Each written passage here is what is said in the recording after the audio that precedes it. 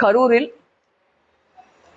பாரதிய ஜனதா கட்சியினுடைய மாவட்ட தலைவர் திரு செந்தில்நாதன் ஒரு பொதுவெளியில அவர்கள் நடத்திய, குறிப்பாக பெண்கள் பாதுகாப்புக்காக நடத்தின ஒரு கண்டன கூட்டத்துல என்னை, ஒரு பெண்ணை, ஒரு சாதாரண ஒரு எளிய விவசாய குடும்பத்திலிருந்து, ஒரு குக்கிராமத்திலிருந்து, ஒரு தனியொரு பெண்ணால் வளர்க்கப்பட்டு ஒரு 30 ஆண்டு காலம் அரசியல போராடி ஒரு பஞ்சாயத்து யூனியன் கவுன்சிலரா இருந்து கட்சியில பல்வேறு மாநிலங்கள்ல கட்சி பணியாற்றி 7 ஆண்டுகளா நாடாளுமன்ற உறுப்பினராக மக்களால் 2வது முறையாகவும் தேர்ந்தெடுக்கப்பட்ட ஒரு நாடாளுமன்ற உறுப்பினரை ஒரு மிக ஆபாசமாக, அருவருக்கத்தக்க வகையில், ஒரு கண்ணியத்தையும் ஒழுக்கத்தையும் சிதைக்கும் வகையில ஒரு பொதுவெளியில ஆபாசமா பேசுறாரு.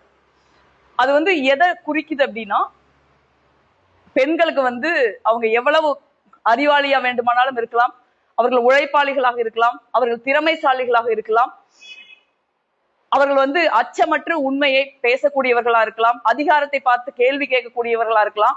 இப்படி எல்லாம் இருந்தாங்க அப்படின்னா அவர்களை வெறும் உடலா மட்டும்தான் பார்க்கணும். அவங்களை ஒரு செக்ஷுவல் ஆப்ஜெக்டா, ஒரு போதைப் பொருளா தான் பார்க்கணும், பிள்ளை பெறும் இயந்திரமா தான் பார்க்கணும் அப்படின்னு சொல்லி கொடுக்கிற ஒரு பாரதிய ஜனதா கட்சியின் சித்தாந்தத்திலிருந்து ஒரு பாஜக மாநில தலைவர் அப்படி பேசுறாரு.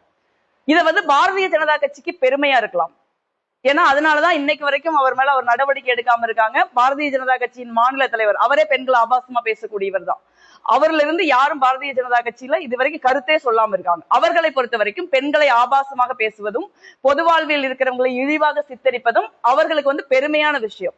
ஆனா அது என்னை போன்ற பெண்களுக்கு, தமிழ்நாட்டுல இந்தியாவில் இருக்கிற பெண்களுக்கு சட்டத்திற்கு அது பெருமையான விஷயம் கிடையாது. அது ஒரு தண்டிப்பிற்குரிய ஒரு குற்றம். இந்த மாதிரியான இந்த வீடியோ நான் பொதுவெளியில போட்டேன். இந்த வீடியோவை ஏன் நான் பொதுவெளியில போட்டேன் அப்படின்னா, பார்த்தப்ப எனக்கே அதிர்ச்சியா தான் இருந்தது. பாக்குற யாருக்குமே இந்த வீடியோ அதிர்ச்சியா தான் இருக்கும். ஏன் அதையும் தாண்டி நான் ஒரு யோசிச்சு ஒரு மன உறுதியோட நான் பொதுவெளியில போடுறேன் அப்படின்னா, பெண்கள் பொதுவெளிக்கு வர்றப்ப, அவர்கள் ஒரு நியாயத்தைக்காக போராடுறப்ப, ஒரு பிரச்சனையை நாடாளுமன்றத்திலேயோ நாடாளுமன்றத்துக்கு வெளியிலயோ எதுக்குறப்ப, அதுக்கு எதிர்வினையா இந்த மாதிரியான ஒரு அவதூறுகள், ஆபாச பேச்சுக்கள், பாலியல் அச்சுறுத்தல் உள்ளிட்ட விஷயங்கள் தான் பொதுவெளிக்கு வருது. அப்ப பெண்கள்னாலே அவங்க வீட்டை விட்டு வெளியே வரக்கூடாது, வீட்டை விட்டு யாரு வந்தாலுமே அவங்க தப்பான பெண்கள் தான்ங்கிற ஒரு மனநிலையோட பேசுறது.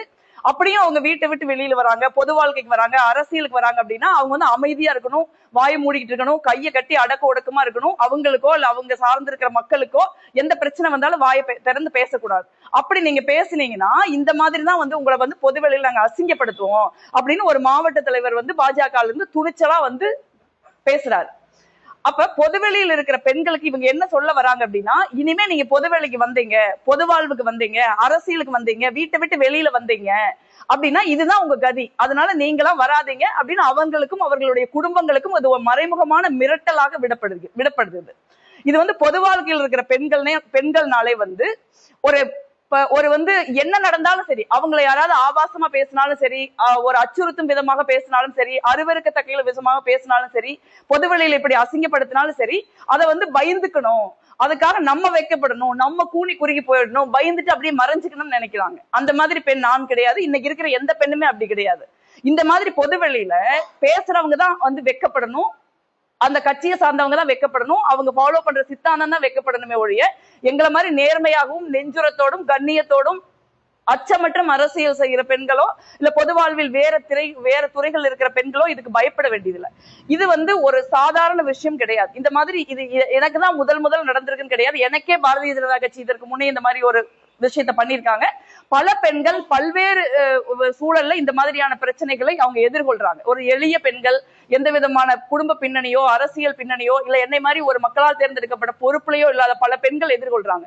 ஆனா இதை எதிர்கொள்ற எல்லாருமே போராடுறாங்க. அவங்க போராடலின்னு இல்ல, போராடுறப்ப காவல்துறையோ இல்ல சில நேரங்கள்ல நீதித்துறையோ குடும்பமோ சமூகமோ அவங்க பக்கம் நிக்கிறது கிடையாது. சோ அந்த மாதிரி சூழல பெண்கள் பயப்படுறாங்க. என்னை பொறுத்த வரைக்கும் இது எனக்கு தனிப்பட்ட முறையில நடந்த தாக்குதல் நான் நினைக்கல. பொது வாழ்வில் வர்ற ஒவ்வொரு பெண்களுக்கும் எதிராக வீசப்படுகிற ஒரு ஆபாசம் ஆயுதம் இது. சோ இந்த ஆயுதத்தை நானே எதிர்கொள்ளாம நானே பின்வாங்கிட்டேன் அப்படின்னா நாளைக்கு நிறைய பெண்கள் போராட யோசிப்பாங்க. அதனாலதான் நாங்க காவல்துறையில முறையா எங்க மாவட்ட தலைவர் போய் புகார் கொடுத்திருக்காரு. புகார் கொடுத்த உடனே கரூர் மாவட்ட காவல்துறை உடனடியா ரெஸ்பாண்ட் பண்ணி 5 பிரிவுகள்ல அவர் மேல வழக்கு போட்டிருக்காங்க. செக்ஷன் 79, 352, 353, 356, 4 இந்த மாதிரி 5 தீவிரமான செக்ஷன்ல வழக்கு போட்டிருக்காங்க. பெண்களுடைய கண்ணியத்திற்கு களங்கம் விளைவித்தல், அவங்களை மிரட்டுறது, பொதுவெளியில போலி செய்திகளை வதந்திகளை பரப்புறது, மான நஷ்டம், பெண்களை துன்புறுத்துதல், தமிழ்நாடு ஆக்ட் 5ல இருந்து 10 ஆண்டு கால தண்டனை உள்ள ஒரு தமிழ்நாடு சட்டம். இதுக்கு பெயில் கிடையாது. சோ இந்த மாதிரி ஒரு தீவிரமான ஒரு செக்ஷனை போட்டு ஆரம்பத்துல காவல்துறையில எங்களுக்கு கோஆபரேஷன் இருந்தது. ஆனா இன்னைக்கு 10 நாள் ஆகிருச்சு. இன்னைக்கும் அந்த குற்றவாளி எங்கேயோ வெளியில சுத்திட்டு இருக்காரு. ஒரு தனிப்படை அமைத்தோ இல்ல ஒரு தீவிரமாக முயற்சி செய்தோ அந்த குற்றவாளியை தேடி கண்டுபிடிக்கணும் அப்படிங்கிற ஒரு நிலைப்பாட்டை கரூர் மாவட்ட காவல்துறை ஏதோ ஒரு காரணத்தினால எடுக்கல அப்படிங்கிற ஒரு வருத்தம் எனக்கு இருக்கு. ஒரு நாடாளுமன்ற உறுப்பினர், ஒரு பொறுப்புல இருக்கிறவங்க, ஒரு பொதுவெளியில எதையுமே ஒரு அச்சமற்று பேசக்கூடிய ஒரு பெண் கொடுக்கிற புகாருக்கே இதுதான் நிலைமை அப்படின்னா அப்புறம் எப்படி ஒரு சாதாரண பெண்கள் ஒரு புகார் கொடுப்பாங்க? முதல்ல ஒரு நாடாளுமன்ற உறுப்பினர் கொடுக்கிற புகாரே இந்த மாதிரி 10 நாளா அவர் இருக்காரு, செல்போன் ஆஃப் பண்ணிட்டாரு, அவர் வீட்டுல இல்ல அப்படிங்கிற மாதிரி பதில்கள் எனக்கு சொல்லப்படுது. ஒரு குற்றவாளி இந்த மாதிரி கடுமையான ஒரு பொதுவெளியில ஒரு நாடாளுமன்ற உறுப்பினரை, ஒரு பெண்ணை இவ்வளவு ஆபாசமாக அருவருக்கத்தக்க வகையிலையும் பேசுற ஒரு ஆளு என்ன உங்ககிட்ட நான் கைது பண்ணிக்கன்னு சொல்லுவாரா? இல்ல அவர் வீட்டுல உட்கார்ந்துருப்பாரா? இந்த மாதிரி பதில்கள் எனக்கு ஒரு மிகப்பெரிய வருத்தத்தையும் வேதனையும் உண்டாக்குது. காவல்துறை ஒரு பெண்களுடைய ஒரு கண்ணியத்தையும் பெண்களுடைய பாதுகாப்பையும் முன்னிலைப்படுத்தணும். எல்லாருடைய பாதுகாப்பையும் அவங்க முன்னிலைப்படுத்தணும். தமிழ்நாடு காவல்துறை மிக சிறப்பாக செயல்படக்கூடிய ஒரு காவல்துறை. பல குற்றங்கள்ல அவங்க மிகப்பெரிய ஒரு இந்திய அளவுல உலக அளவுல மிக சிறப்பான பணிகளை செய்திருக்காங்க. ஆனா இந்த வழக்குல அவர்கள் காட்டுற வேகம் போதுமானது இல்லை அப்படின்னு சொல்லி நான் நினைக்கிறேன்.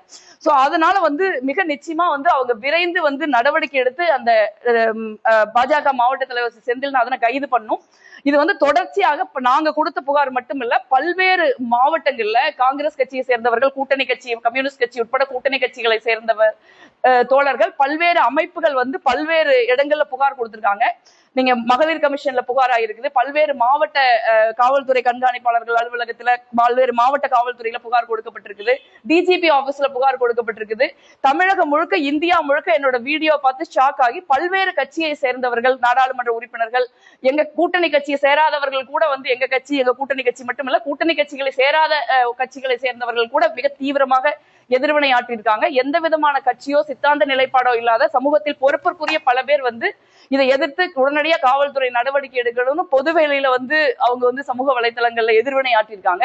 நான் தொடர்ச்சியா அதன் மேல நடவடிக்கை எடுக்கணும் அப்படிங்கிற ஒரு நிலைப்பாட்டை நான் கொண்டிருக்கேன். பட் அப்படி தொடர்ச்சியா நாங்க கரூர் மாவட்ட காவல்துறையோட பேச நான் முயற்சி பண்றேன். பட் ஆனா எனக்கு கிடைக்கிற பதில்ங்கிறது ஒரு டிஸ்ஹார்டனிங்கா இருக்கு.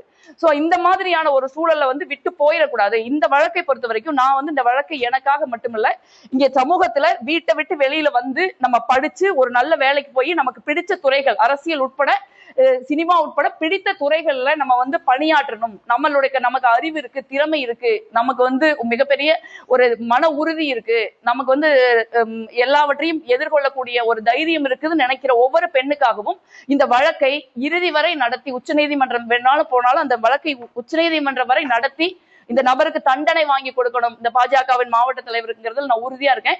இந்த நிலைப்பாட்டை காவல்துறை புரிந்து கொள்ளணும். ஒருவேளை காவல்துறை அவரை கைது பண்ணாம இப்படி விட்டுருந்தாங்க அப்படின்னா அவர் முன்ஜாமீன் பெறட்டும் அப்படிங்கிறதுக்காக கூட அவர்கள் விட்டுருக்காங்களான்னு எனக்கு தெரியல. அப்படி ஒரு நிலைப்பாட்டை அவர்கள் எடுப்பார்களானால் நீதிமன்றத்துல நாங்க நிச்சயமா இம்ப்ளீட் பண்ணி நானே போய் எனக்காக வாதாடுவேன். அந்த வாதாடுறதுங்கிறது எனக்காக வாதாடுறது மட்டுமல்ல, தமிழ்நாட்டில் இருக்கிற, இந்தியாவில் இருக்கிற ஒவ்வொரு பெண்ணிற்கான ஒரு வாதமாக அந்த வாதம் இருக்கும் அப்படிங்கிறதையும் நான் இங்க பதிவு செய்ய விரும்புறேன். இந்த மாதிரி பொதுவெளியில ஒரு பெண்ணை அசிங்கப்படுத்துறதன் மூலமாகவும் ஆபாசமாக பேசுறதன் மூலமாகவும் நீங்க ஒரு பெண்ணை பொதுவெளியில இருந்து அகற்றிடலாம் அப்படின்னு நினைச்சா அது மிக நிச்சயமா நடக்காது. என்னை போன்ற பெண்கள் இன்னைக்கு வேற தலைமுறையை சேர்ந்த பெண்கள் நாங்கெல்லாம் எங்களுடைய நேர்மையையும் எங்களுடைய கண்ணியத்தையும் எங்களுடைய உழைப்பு, எங்களுடைய அறிவு, எங்களுடைய மன உறுதி, எங்களுடைய தைரியத்தை நாங்க நம்புறவங்க.